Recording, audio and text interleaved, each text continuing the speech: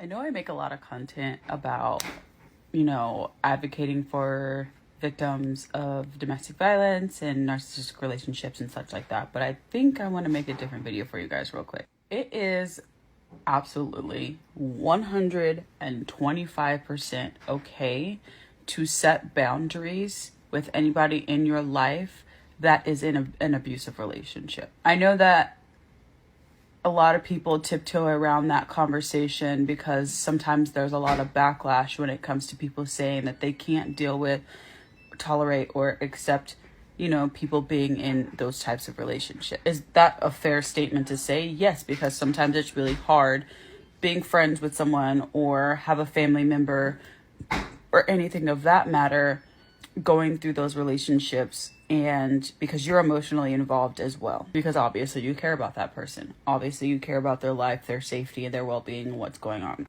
It's not the fact that you want to set boundaries with someone, it's the way that you need to go about setting boundaries with that person so that they can understand. Anytime I start a conversation with any one of my friends, with my husband, with anyone in general that's going to be a heavy emotional conversation, I always start by saying, hey, do you have the mental space before we start this conversation? I just want to make sure you have the mental space. I want to talk about XYZ.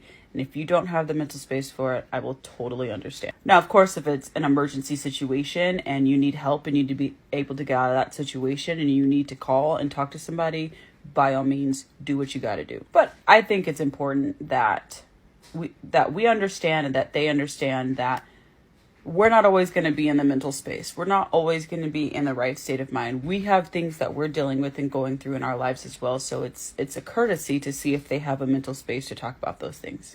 And it's also important to be able to set the boundaries with someone and say, hey, regardless, like if you're going to stay in a relationship with this person, I just don't want to hear about it. I care about you. I care about what you've got going on in your life and stuff like that. But I don't want to hear about them unless it is a bad situation that they need help. And they, of that nature.